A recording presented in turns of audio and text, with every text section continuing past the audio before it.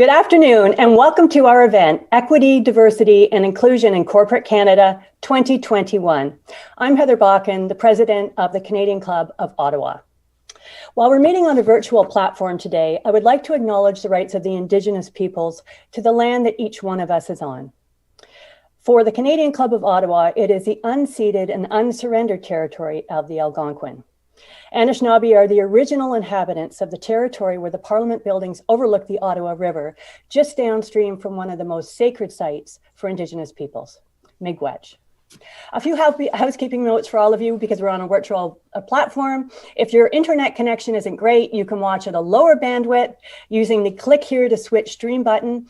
It will compromise the video, but your audio will remain stable, and you'll want to listen to everything everybody has to say today. For any other technical issues, click on the request help bubble at the lower right-hand bottom of your screen, and a response will be emailed to the address you used to register. To ask a question at any time in the broadcast, please click on the questions tab and just click submit.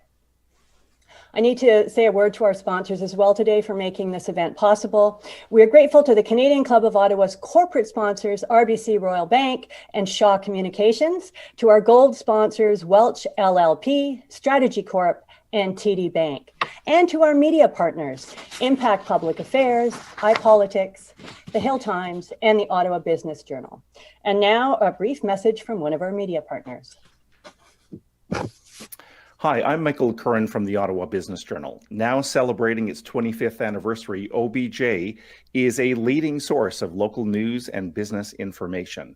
OBJ is also a proud supporter of the Canadian Club of Ottawa and its mission to provide our community's business leaders with context, perspective, and a deeper level of understanding. Please stay tuned for a draw to win a VIP subscription to OBJ. Thanks very much, Michael. This year marks the 25th anniversary of Black History Month in Canada. It was introduced by the Honourable Jean Augustine, who single-handedly championed the unanimous vote to officially designate February as Black History Month. As Canada's first Black female member of Parliament, she has left a lasting legacy. A quarter of a century on, we must continue celebrating the contributions of racialized Canadians. And against a backdrop of anti-racism protests across the globe, racial injustice cannot be ignored.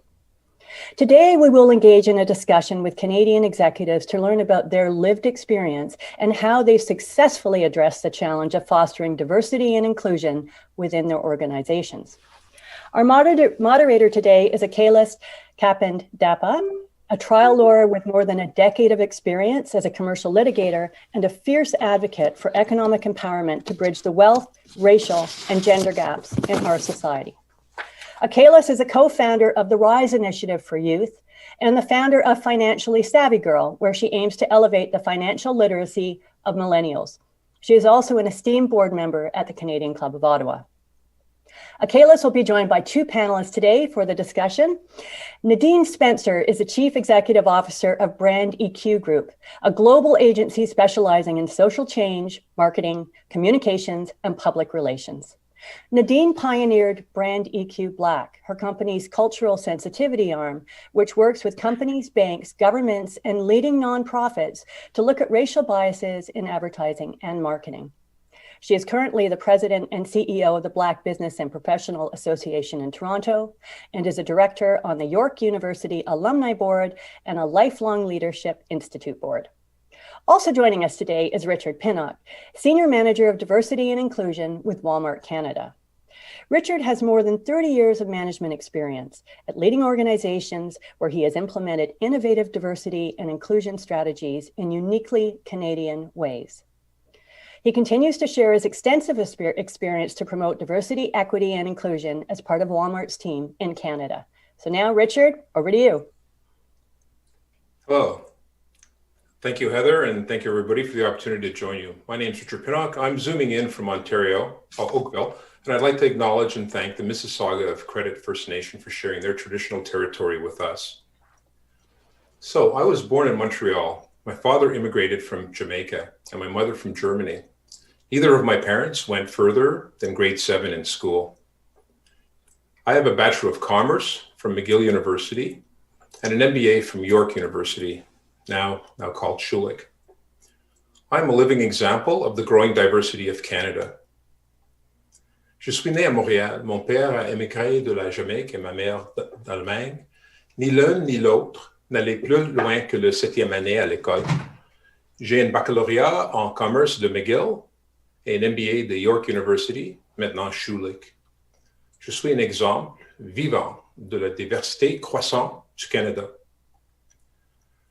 So this year, as Heather said, marks the 25th anniversary of Black History Month.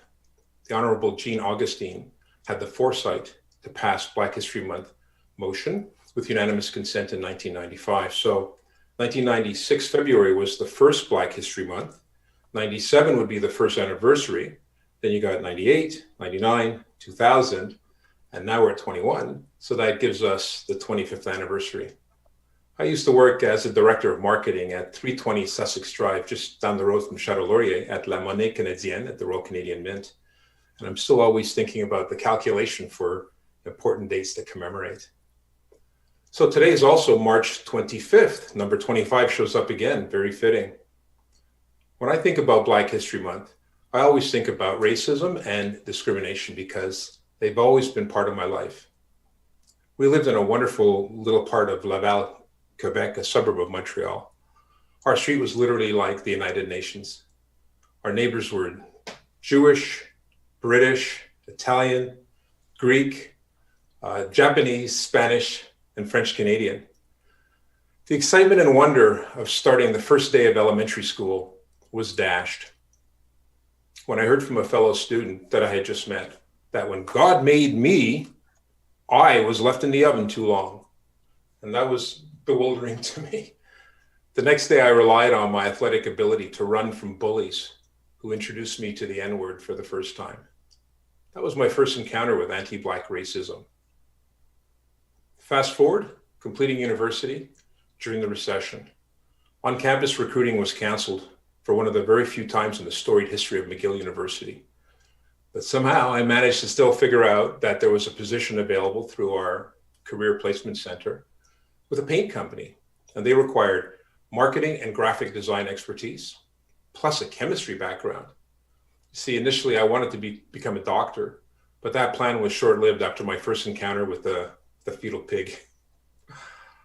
It was a sunny day, and I arrived a few minutes early.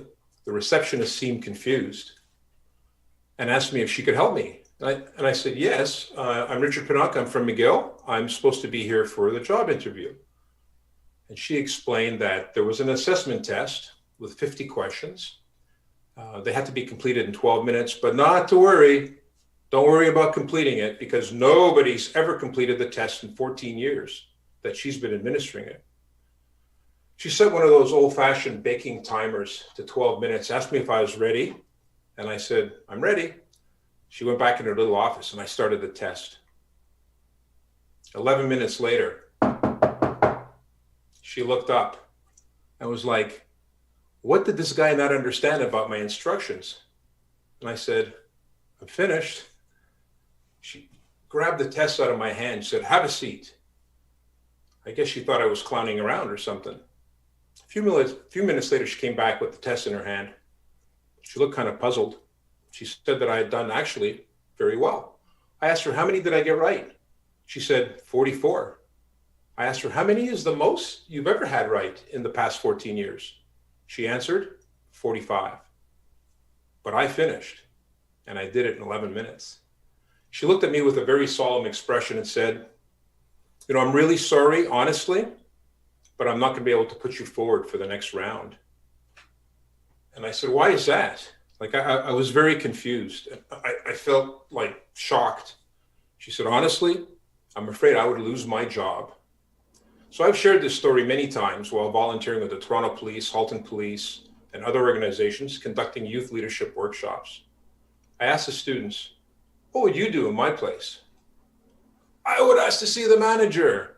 I would go to the Human Rights Commission. I get the same answers all the time. But at that time, I thought, there's so few positions available, and I need this. I don't want to be banned from any other opportunities by my university. So I thanked her for her time. I wished her all the best. and I went outside. And I still remember distinctly feeling very, very alone. I remember the sun shining down on my face. I was looking up, and I made a promise right then and there to do everything that I could to help other Canadians avoid the terrible experience that I just went through. And I've been doing just that for all these years. You see, she was not the problem. It was the system in place there and in many other organizations at the time, and even still today. I've spent my professional life always trying to prove my worth. I've had a very interesting journey, generating millions of dollars of profit and helping thousands of people move towards reaching their full potential, both professionally and as a volunteer. Then, another 25. Yes, May 25th. I could not believe what I was seeing.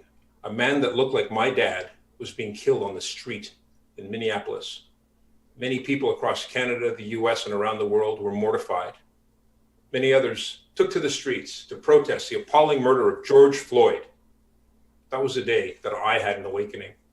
I realized that my personal crusade to change the system was probably not the right way to go. What we need to do in Canada is we need to all work together to dismantle systemic barriers and systems that result in anti-Black racism and discrimination of any kind in our country. I believe that this can best be done by a new form of collaboration between the Black community, public sector, private sector, and of course the not-for-profit sector. Unlike in the US, Canada's Black community is really very diverse. We're really more of a diaspora, Jamaicans, Trinis, people from Nigeria, Somalia. Unlike the common history of being descendants of slavery like in the US, here we have people from Caribbean and all over the world. The one thing we do have in common here is a desire to be self-sufficient and economically empowered, just like every other Canadian. Dr. Jean Augustine often talks about her list, the list of 60 organizations that she either helped form, was part of, or supported in some other significant way. And you know, the one thing is, none of those 60 organizations are around today. So we're good as a community at launching, but we're not so good at sustaining. We need to support grassroots efforts, particularly those being created by our young Black leaders. Within the government public sector, it's time to take decisive action. For example, reinstating the long-form census. Remember, what gets measured gets done. Stats Canada is doing a great job disaggregating Black Canadians from the visible minority category. And this is important because there are wide variances among visible minority groups. Within the business sector, companies will need to continue to focus on addressing representation, which is an important first step, but it's only a first step. Equity is about developing and advancing all of your people by providing equal access to resources and opportunities to advance. Inclusion focuses on the notion of retention. This is achieved by having your employees feel valued and cared for. At Walmart, diversity, equity, and inclusion is core to our beliefs. And recently, we're very proud that we were identified by SRG as the #1 diversity and inclusion brand in Canada among the top 25. Finally, with the not-for-profit sector, we have to look at new models, particularly aimed at grassroots organizations that are typically not included in funding protocols. There is an interesting hybrid called B Corporation, which is a model that we should be supporting. We have to look at some of the emerging new models being presented by organizations like the Black North Initiative and the Black Opportunity Fund. As well, we have to double down our support for longtime organizations like the Black Business Professional Association, the BBPA. So I'd like to close my comments by calling your attention to the date of the very first COVID-19 case reported in Canada here in Toronto, January 25, 2020, another 25. COVID has shown leaders around and across all sectors that individual contributors and frontline workers get things done in ways that were never imagined. These are the jobs being filled by Black, Indigenous, and people of color. Post-COVID, there will be amazing new growth opportunities, and we must include positions for BIPOC Canadians at the decision-making tables. I believe that this is the key to unleashing unprecedented levels of discretionary effort. We have an obligation to each other and a responsibility to show the rest of the world that leveraging diversity, equity, and inclusion is really the only way to create a fair and just society. So thank you very much. Merci beaucoup. Miigwech. Thank you so much, Richard, for that. Certainly, spending a professional life always trying to prove your worth is an experience that's lived by a lot of Black Canadians. So I thank you for that. And Nadine, the virtual podium is all yours now for your introduction. We'll just ask you to unmute yourself. There we go. Thank you. Thank you very much. And you know, I want to thank you for having us here to talk about and share our stories and to talk about the issue of the day, because I think everything happens with dialogue. Dialogue is the first step, and you know, awareness is a big part of it as well. I'm Nadine Spencer. I'm the president of the Black Business and Professional Association. I'm also the CEO of BrandEQ Group, a strategic marketing and communications agency. But my story is that I became a businesswoman from the age of 12. At the moment, I didn't know that. But my mother, a Jamaican immigrant, migrated to Canada for, you know, we all heard of the land of milk and honey. And my mother wanted a better opportunity for her children. And while in Jamaica, we did have a good life. She sold her assets and she moved to Canada. And in that, she left me in Jamaica with a friend of hers who she thought was taking very good care of me, and that woman was not. But one of the things the woman had me do was go to the marketplace. And so that was one of my routines, and she would pull me out of school to do that. And the first time she sent me with enough money to get to the marketplace and to buy these cakes for her, but no money to get home or for my lunch. And you know, it was maybe like an hour, but in my 12-year-old mind, it seemed like 4 hours long. But when I got to the marketplace, I looked around and I made a deal with one of the women to buy, you know, 13 cakes for the price of 10. And then I got parchment paper and I moved to another part of the marketplace and I sold them. And I made money. At the age of 12, I was able to enable myself, my financial ability, to take care of my basic needs. And I was able to do that. My mother, when she realized that this was happening, she came and she quickly bought a ticket for me and brought me to Canada. But when she brought me to Canada in 1979, and what's interesting, 1979 was the United Nations designated Year of the Child. That was the year the child was to flourish and grow and all of that, but I wasn't in school. So I came to Canada and I wasn't in school, and I read and I learned a lot. And it's interesting because when I got to grade 7 and I took French for the first time, I remembered my French teacher, Madame Denise. She says, "Oh, Nadine, you can't take French like the rest of the students. You know, you have a late start." And I said, "No, Madame Denise, I want to try." And I took those classes. I think that's the first time in Canada I experienced racism. You know, I took those classes. I said to her, "I'd like to come at lunch and I'd like to come after school." And I took those classes, I took all the extra lessons. And at the end of the class, I was able to speak French well enough, like the rest of the students. But like Richard's story, you know, when she was awarding and acknowledging someone for excellence at the end of it, she did not pick me, you know? And so it's a little, you know, microaggressions and little things like that, that picks away at the heart of who you are. But, you know, one of the reasons why I champion entrepreneurship, and I became, and when the role of president of the BBPA came up, I accepted that. I wanted to create a path and a future of financial success for Black people and Black women, because I knew what it was to be a Black woman entrepreneur, and enabled myself from being that 12-year-old girl in the marketplace that became the boss of the Spanish Town market. And, you know, so at the BBPA, we are a 39-year-old organization that works to address equity and create economic opportunity for Black businesses, Black business owners and professionals. And, you know, we also create a path for Black youth by giving them scholarships each year. But we started a program called the Boss Woman Entrepreneurship Training Program. And in week 2 of that program, we were hacked by racists. And they came on that class and they looked at the women and they said, "You cotton picking niggers, you should die like George Floyd." And they body shamed the women. And again, you know, I've had little things happen over the years, but that was very blatant, and it really got us to the core, that experience. And I knew then that we still had to continue. We had to continue. We have to fight, and we have to fight together. Because I remembered when I called my colleague, the Women Entrepreneurship Knowledge Hub, my colleague Wendy Souquier, who funded the program through the Diversity Institute. The first thing she did was she called the mayor, she called the police, she did all of those things. She reported to the hate crimes unit. And that's why allyship is important. In the fight that we are in for equity and advancement and parity, allyship is a key cornerstone for our community. It is a big stepping stone as well. And when I think about the collaboration with government, I just mentioned to you that I came out of a meeting.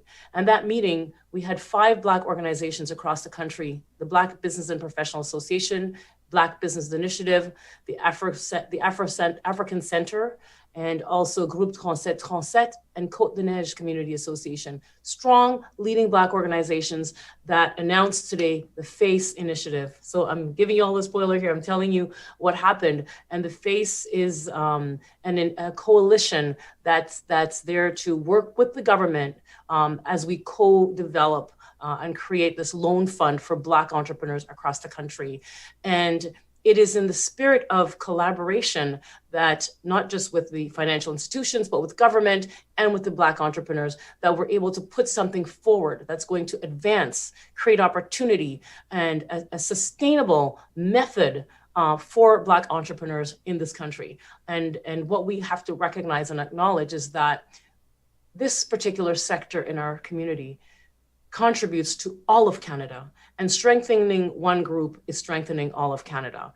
And, you know, as a woman, as a Black woman, I say there's 3 uniqueness to me: is I'm a woman, I'm Black, and I'm a Black woman. And each 3 of those have different challenges. They have different issues that one has to deal with. And so as we are in the 25th year of the recognition of Black History Month in Canada, the awareness is important. Our tagline for this year is "The future is now." And what does that mean? It means that today, as we are shaping a future for tomorrow and the next generations of people like Richard and myself and Aquilas, je suis très désolée, okay? If I'm not pronouncing your name properly. But as we're looking to create a future for our children and our children's children, it starts with actions and the voice at the table and the awareness. It's one thing to have situations, but we have to talk about it. We have to come together and we have to talk about it.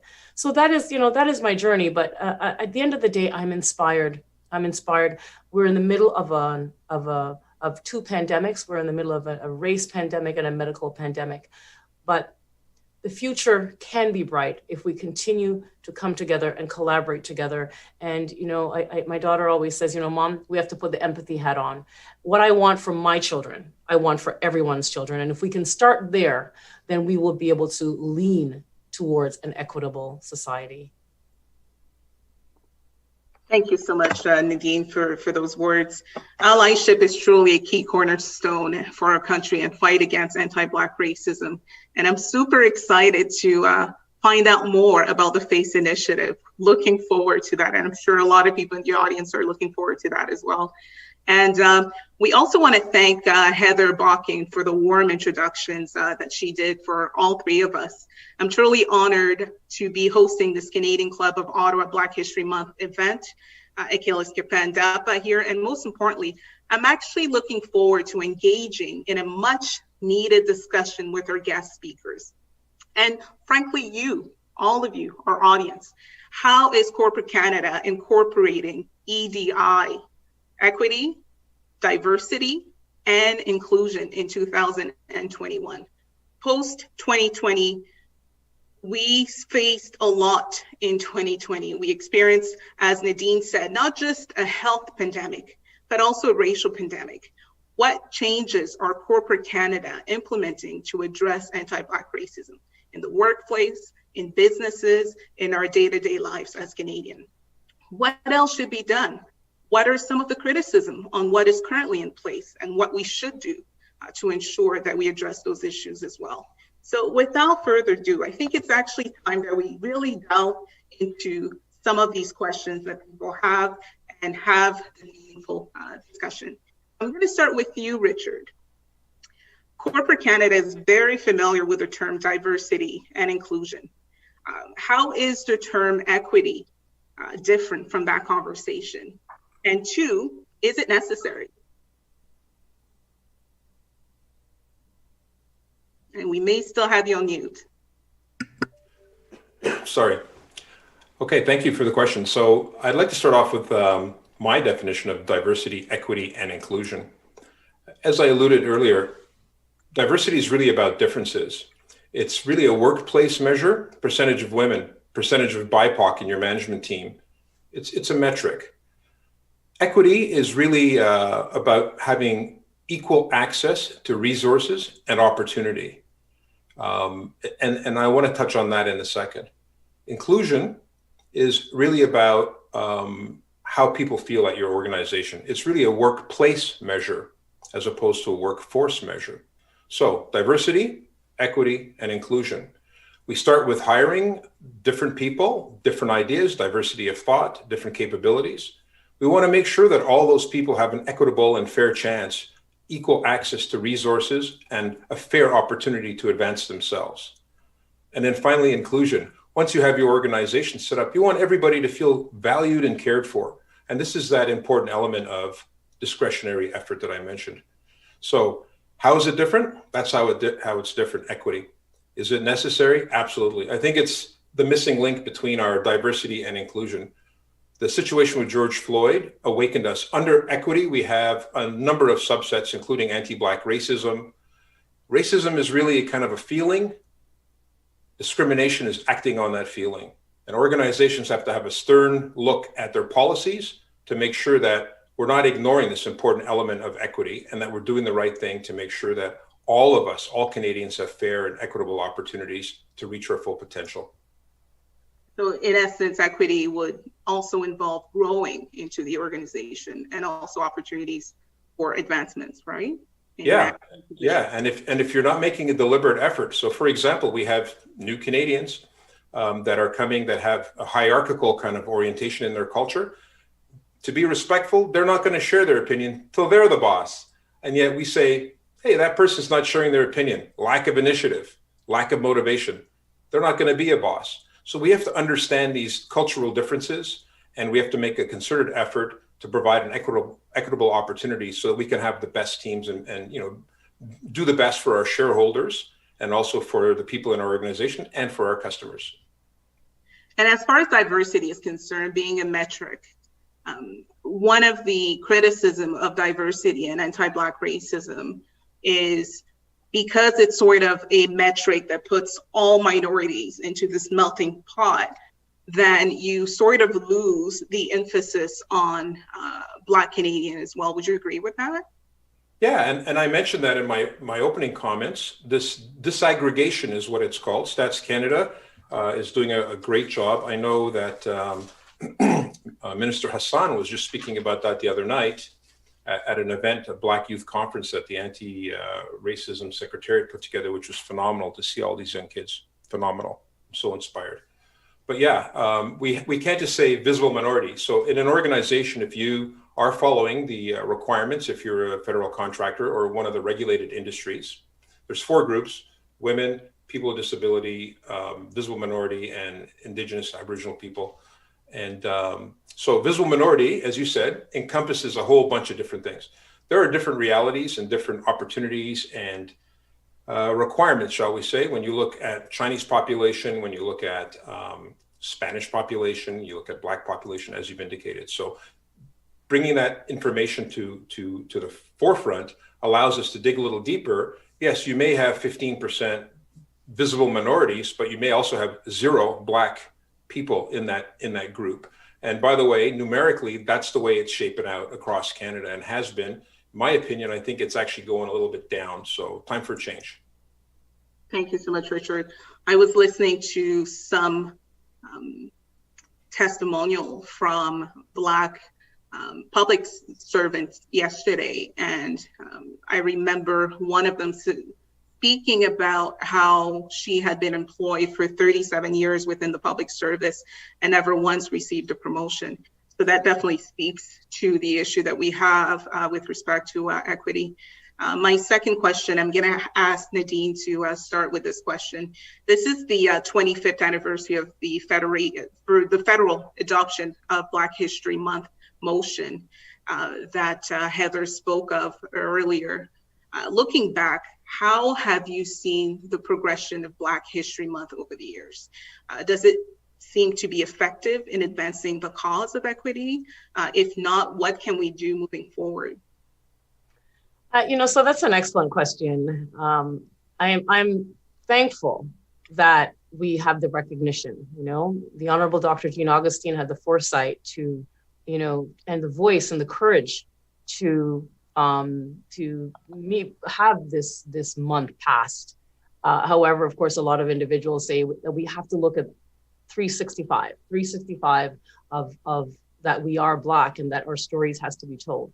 But awareness is a key. And so Black History Month just does just that. But, if 2020 has shown us anything, it's that we have not progressed as far as a society as we'd like to think, between the unjust police killings, clashes between proponents of equality, white supremacists, cultural appropriation and misrepresentation in the media, and disparities, not only in wealth, but social care, also opportunity to access resources. We have so much more to accomplish before there's, justice and equality in our society. Our natural reaction is to be disheartened by all of the things that happened last year and lose hope. But I'd like to believe that all of the things that we have seen happen have served as a wake-up call, and will provide motivation and inspiration to create an inclusive society. The one that we're perhaps, we're lulled into thinking that we've already achieved. And as I mentioned, the Black History Month tagline this year, the future is now. We have to look at that and see today how we plant that future. The lessons that I've learned this year is that there are many ways to make a difference towards inclusivity and equality. Many people contribute to the causes, some by marching, some by protesting, some by advocating to government, others volunteer with nonprofits and fight for justice behind the scenes. But I believe that an often overlooked avenue towards progress is through corporate consciousness. And, this change in corporate ethos will require a complete re-examination of a lot of long-held practices that have been based on, faulty ideas. And it will also require a willingness to listen to stakeholders, to truly listen rather than simply paying lip service. There must be a multifaceted approach to diversity and inclusivity, one that is, both top down and bottom up. Sure, we want to see diversity in the administrative and C-suite level at companies, but we also need to see change happening through ground level employees, as they need to be seen as valuable partners and people whose perspectives and cultural differences are things that matter, rather than simply tolerated. And only when we see diversity prioritized at all levels that we'll begin to see corporate structure change and influence the rest of society. Thank you so much, Nadine. It certainly shows that there's still a lot of work to do. There's been certainly progress, but there's a lot more work that needs to be done. And that's why the future is now. And we need to have these conversations and action plans in motion. Yes. What about you, Richard? As far as, you started by saying that Black History Month, when you think about it, you think about racism and discrimination. As we are celebrating this 25th anniversary of the federal adoption of Black History Month motion, what progress, if any, have you seen in advancing the cause of equity? And what should we do moving forward? Okay. So I would say your question about how have I seen the progression of Black History Month 25 years later? I'm going to have to say I haven't seen much progression at all. In fact, there was a lot of hoopla when it was initially announced. I remember I was there at the Royal Canadian Mint just down the road from the Chateau Laurier at the time. And in all honesty, we look back in a fond way. We talk about this person invented this and this one won a medal and this person did that. And we kind of reminisce. of some of the great leaders. But, I'm so inspired by Dr. Jean Augustine because she had the foresight to create literally an anchor that historians will look back on. Prior to 1996, there was no such thing as Black History Month.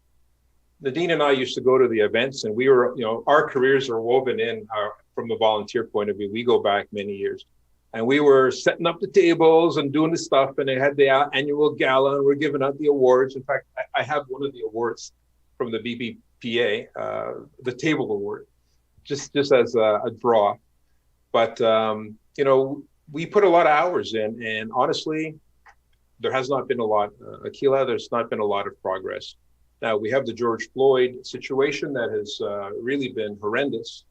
And isn't Dr. Jean Augustine a brilliant visionary to have the foresight to say, I'm going to provide an anchor for historians? So it's 25 years later. We can now say, let's look back 25 years. I'm more concerned about the next 25 years. And I hope that the Canadian Club will be gracious enough to invite both myself and Nadine back for the 50th anniversary, and we'll have that discussion. I'd love to answer that question again 25 years from now. But for all the people listening, it's time to step up, right? Leaders have to lead. People in positions of power have to step up. It's not a nice to do anymore. It's a business imperative for our country. We have too many people driving taxis and Ubers. They should be driving the economy. And, we've heard about it. Oh, my taxi driver had 3 degrees and a PhD. I've been hearing that for 30 years. So I think Black History Month, looking backwards, the Sankofa bird that Dr. Augustine always talks about, enough looking back. We have to start focusing on the future. And we have to take care of this country. We have to take care of opportunities for our children, and particularly for people holding Canadian passports, Canadian citizens and their children born and raised here. We have to stop. We have to stop with the craziness. And we have to start looking at leveraging the rich diversity of this country. I really believe that that's going to be the opportunity. We have an opportunity to stand out and serve as a beacon for the rest of the world. Thank you so much for that, Richard, for sure. It's time to actually look forward when we talk about Black History Month, actually make history, as opposed to continuously looking back at the history that have already been made. So we definitely all in corporate Canada have a responsibility in doing so, which brings me to my next question to Nadine. COVID-19 has really disproportionately impacted Black businesses across Canada, especially Black women-led businesses. What specifically do you believe we need to do to ensure an equitable recovery from that? And if you can also just share some of the data with us on the impact that it has had on Black-led businesses. Oh, absolutely. COVID-19 has affected Canadians, all Canadians. However, those who are affected far more than others, there are women, while small, medium enterprise and self-employed entrepreneurs have faced catastrophic effects in terms of layoffs and closures.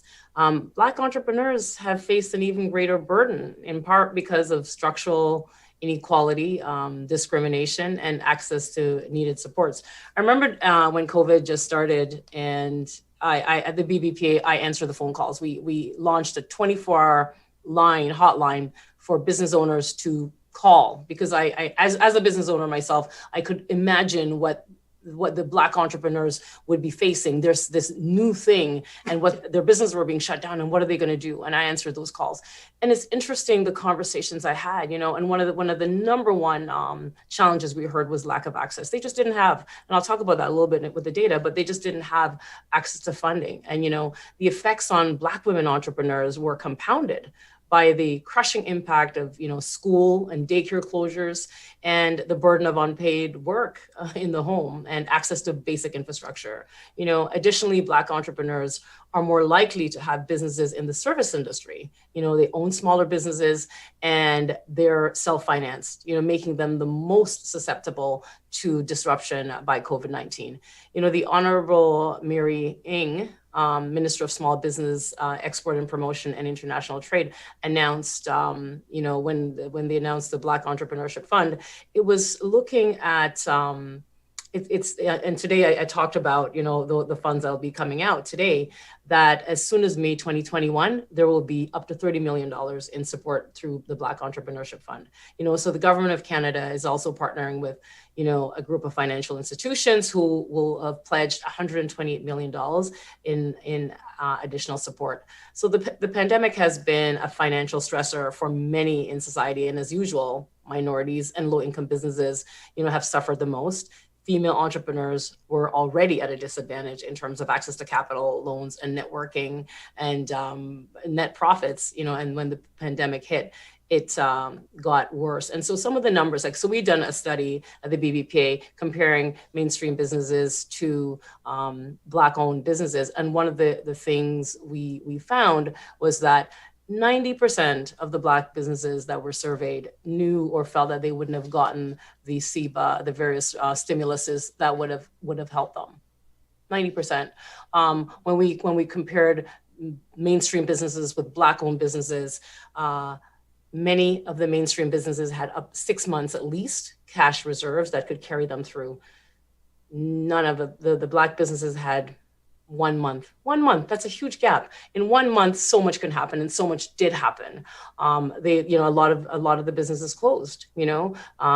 Last April, only 30% of Black businesses had money to pay for rent, against 80% of general businesses. 85% of Black businesses were worried about permanent closure, against 39% of general businesses. And what's interesting now, and we're getting ready to do another survey, is a lot of those Black businesses have closed.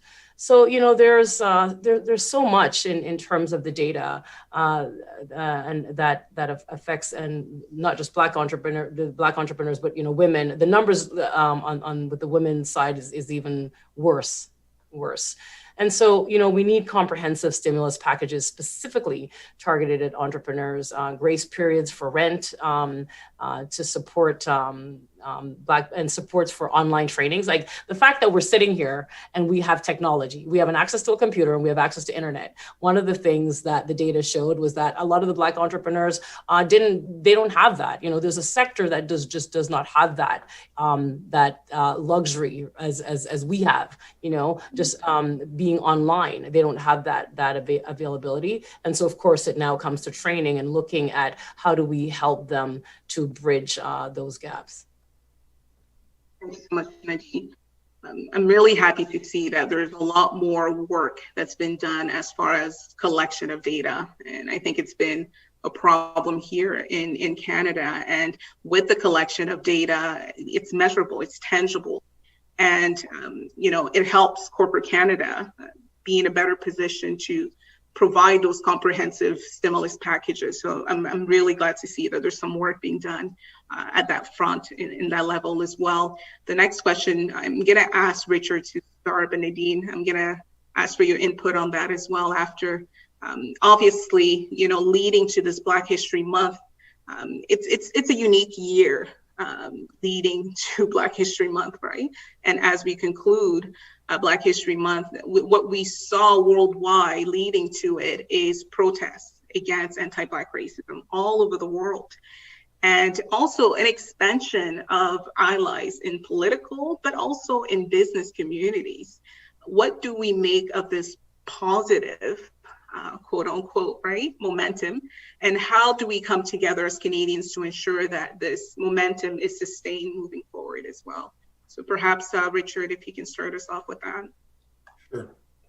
So there's a lot of awareness, and change starts with awareness and education. So kudos to the people. I know in Burlington, Ontario here, we had a march.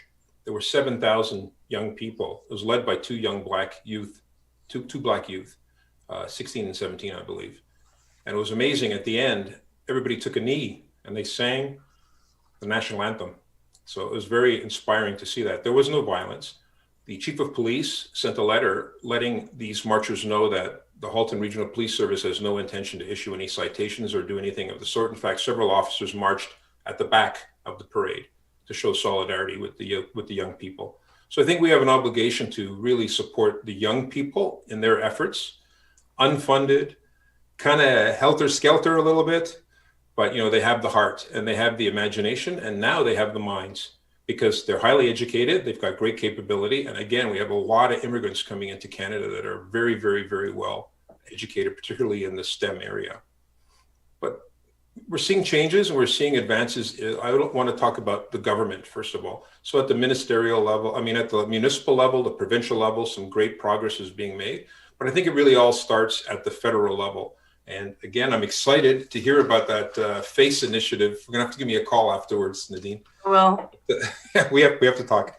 But yes, so let's look at the wonderful work that Minister David Lametti is doing, specifically in the area of criminal justice reform. So as I alluded to before, we have to review the systemic policies and legislation that might be somewhat antiquated. So for example, incarceration rates for racialized and Indigenous people in Canada are 5 to 6 times the national average. The percentage of Indigenous offenders federally incarcerated for an offense with a mandatory minimum is almost doubled over the last 10 years. 39% of all Black and 20% of all Indigenous offenders in federal institutions were admitted for an offense with mandatory minimum penalty. So Bill C-22 has been read. Once passed, it's going to have some significant impact. And ultimately, you know, this tough on crime approach kind of sounds good, but we got to look at the numbers, right? We have to look at the data. And if it's not working, and if it's costing Canada in terms of costing our young people and actually financial costs, then we have to review it. So I want to commend the Minister, Lametti, for his excellent work and his team in moving forward on that important front in the area of criminal justice reform. Another area that's really important, I think, is Minister Hassan, who was very, very passionate. He spoke about the importance of home ownership, and he specifically talked about the Canadian Mortgage and Housing Corporations. A couple of nights ago, I was so impressed. They're looking at doing some things differently. We got to think out of the box. You know, when we talk about, Nadine was just talking about the undue pressure on Black businesses. If you're a renter and you've been paying rent for 20 to 30 years, consistently never missed your rent, shouldn't that count something towards your credit worthiness when you're looking at doing a mortgage? These are some of the ideas that the Canadian Mortgage and Housing Corporation are looking into. Again, we have to get leaders that are going to take different approaches and start really making a difference. We have to look at systemic changes. The system is not filled with racists. The system was made at a time when we had a different complexion to our population. Canada is changing. We have to make sure that the systems aren't inadvertently, you know, creating this outcome of anti-Black racism or racism of any kind. Thank you, Richard. That was really insightful. Nadine, in the interest of time, I want to move on and ask you another questions that I think our audience would really want to hear from you.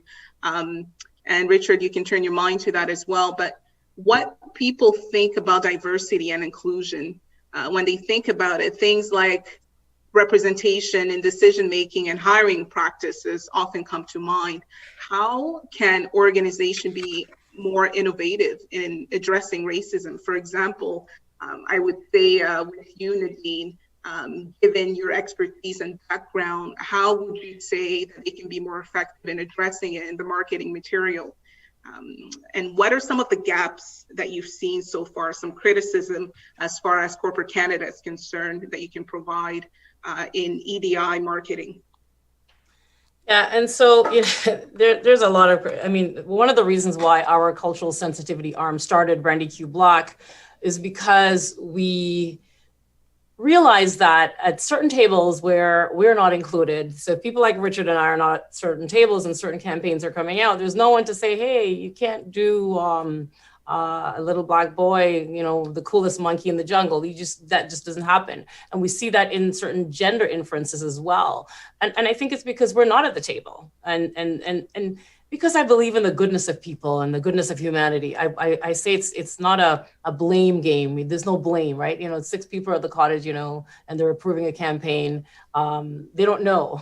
I like to say they don't know. So let's explain and let's talk and let's look at the awareness and let's look at the communications and let's look at the visuals and the marketing through a cultural lens, because there's so many missteps.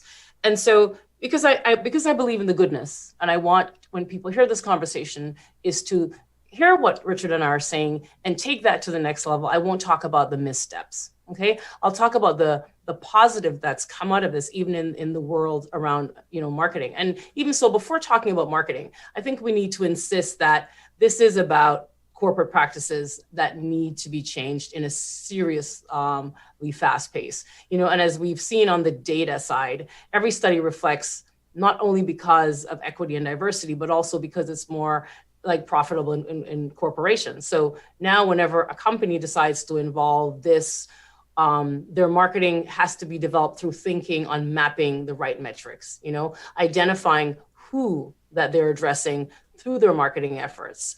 I mean, one of the things we do in marketing campaign, we think, you know, this is for Richard. Richard lives in Montreal. He's been to McGill. What does that mean to him? And so we need to look at messaging in that particular way. And, you know, I was in a conversation the other day with some women, and we were talking about how when we get to the corporate table, we have to adjust. We have to adjust ourselves as Black women to assimilate into the table and be part of that group. How about we have corporate policies that we don't have to adjust? You know, you see us as an individual. We want to be seen. And I think those are some of the areas that we can look at. And when I look at companies that are doing it well, one of the examples is, you know, in law they say res ispa loquitur. The thing speaks for itself. And, you know, my 12-year-old daughter at one time, I was doing something and she says, Mom, read the room. And so when you read the room and you look at the corporate boards, you know, if you go to many leading websites and they say, we're for diversity and inclusion, we're for equity, and you read the room, and I won't call it out anybody, and you look at the table and you look at those corporate yearbook of the photos, the diversity and inclusion isn't there. So how are we then going to speak a language to an audience when there's no one at the table that can participate in that can contribute to that conversation in a positive way? And not only that, but that can show the bias, the unconscious bias that we have, that we bring. So I think those are some of the things we definitely have to look at and to make a shift. But the people that are doing it well are the ones that are walking the talk. They're taking true action to inclusivity. Thank you, Nadine. And Richard, very quickly, Walmart Canada, as a big box store, has had record profits in 2019, 2020. In your role as senior manager, what does that mean for equity? Just around that same line. Well, okay, so one thing very quickly, I'm very proud of the fact that in 2019, Walmart received the Supplier Diversity Champion Award from WeConnect International. So what is that? Deloitte did a study recently. 98% of the companies in Canada surveyed indicated that they do not have an official supplier diversity program in place. Doing a set aside, for example, if you're in the transportation industry with COVID, you have to sanitize your vehicles. We have, I know one supplier in the Black community. This would change his life. Getting a $100,000, $150,000 contract, where many large companies see that as a small thing. It's all the difference in the world. So I think visible minority and women are catching on that it's difficult in the corporate world. So they're starting their own businesses. The rate of incorporation of small businesses in 2019, according to the Canadian, according to a study recently, shows that women are incorporating, let's say 15% increase in 2019 versus men at 5, that represents 3 times. Visible minorities are 2.2 times on the same basis. So guess what? We're beginning to realize that the opportunity may lie in incorporating and starting your own business. So again, it behooves Canadian corporations, everybody on this call, just think about it. Talk to your purchasing people. You have huge buying power, as Walmart does. We created a supplier diversity forum. We brought 100 women business owners in, spent 7 hours with them. It was a wonderful experience, resulted in some tangible increases in their business, and it continues, in that regard. So I'd like to just quickly throw that out. Supplier diversity is an important area. It's the next frontier. Many of our fellow Canadians are looking for the opportunity to demonstrate their capability, if not in the corporate environment, as an entrepreneur and as a supplier. So please think about that and reach out and help make a difference. Thank you so much, Richard. And in 10, 15 seconds, if you each had to provide 1 or 2 initiative takeaways. You both mentioned several equity-driven initiatives, which of course need our support. we spoke about the Black Opportunity Fund, the Black North Initiative, and now the FACE Initiative. So what are your 1-2 initiatives or takeaways that corporate Canada and our audience can leave with and apply in their businesses?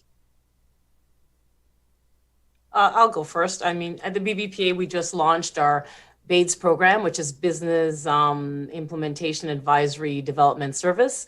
And what that is, it's a hands-on program that works with entrepreneurs, Black entrepreneurs, showing them how to navigate the path through their business plan, their financial statement, getting them ready so they can get through any particular initiative or crisis that comes up, getting them completely ready. That's one of the initiatives. My quick answer is going back to that day, that sunny day when I graduated from McGill University. It doesn't make sense for us to work individually. We have to work together. We need a new form of collaboration. Diversity, equity, and inclusion. Those are the 3 things we have to focus on. It's no longer a nice to do. It's become a business imperative, whether you're in private, public, or not-for-profit sectors. So I just encourage everybody to focus on that, and let's talk about it 25 years from now. 25 years from now, I'm going to look the same though, Richard. I'm going to look the exact same. Yeah, I know. And just for the sake of time, we're just going to take one question from the audience. Perhaps I'm going to ask Nadine if you can answer this question. How can organization and associate better support social movement like Black Lives Matter movement? I think ask. You don't have to know that you don't have to have the answer. Just ask the question and be prepared to listen and hear the answer. And maybe the answer is uncomfortable, but be okay with that and just listen. And once you listen, let's figure out a way in terms of allyship and partnership to find answers to a solution. Thank you so much to you both, Richard and Nadine, for your insight and expertise. Now I'm gonna give the virtual podium to our president, Heather Bakken. Thank you very much, Aquilas, for that non-virtual, real conversation that just happened to be broadcast virtually. I'd like to thank you for a very, just steering the conversation in such an enlightening way. I want to also thank our boss woman, Nadine Spencer, and Richard Pinnock for sharing your compelling personal stories, your expertise, and your extraordinary accomplishments. I've already booked you in for the 50th anniversary, but I hope you will also join us way before then at any time. To all of you watching, thank you for your time and your interest in this vitally important issue. We hope you enjoyed getting some breaking news today about the Black Entrepreneurship Fund, which is the 3rd pillar of the federal government's Black Entrepreneurship Program. We also hope that you will share the key takeaways from today's discussion with your organization and take action through your corporate practices. Today's event has been made possible through the generosity of our sponsors, who are RBC Royal Bank, Shaw Communications, Welch LLP, Strategy Corp, TD Bank. We are very grateful for your ongoing support. These are really, really, truly, I think, critical discussions that make Canada a better place for everyone. Please join us for our next extraordinary event on Tuesday, March 9th, with the Minister of Infrastructure and Communities, the Honourable Catherine McKenna, who will share the government's plan for the critical role of infrastructure in building Canada's post-pandemic future. Please visit our website, www.canadianclubottawa.ca, for our upcoming events and to register for the next one. Thanks again for joining us. Stay healthy, and remember, the future is now. And Heather, let's not forget the draw. 2 people are winning free subscription to the Ottawa Business Journal. Oh, so we've got to pick a number. So, okay, I'll leave that to you, Aquilas. You know how it works? Yes. So Nadine, do you want to pick a number from 1 to 65? And Richard, you can pick a number as well. Absolutely. So lucky number 13. Awesome. And my number is 25. 25. I knew that was coming. That's awesome. Okay, so anyone with those 2 numbers in the actual, from our audience, if you're part of that registration roster number, you will definitely be contacted and you will win a free subscription to the Ottawa Business Journal. So thank you everyone for being with us today. Thank you for having us. Thank you. Thanks, Aquila.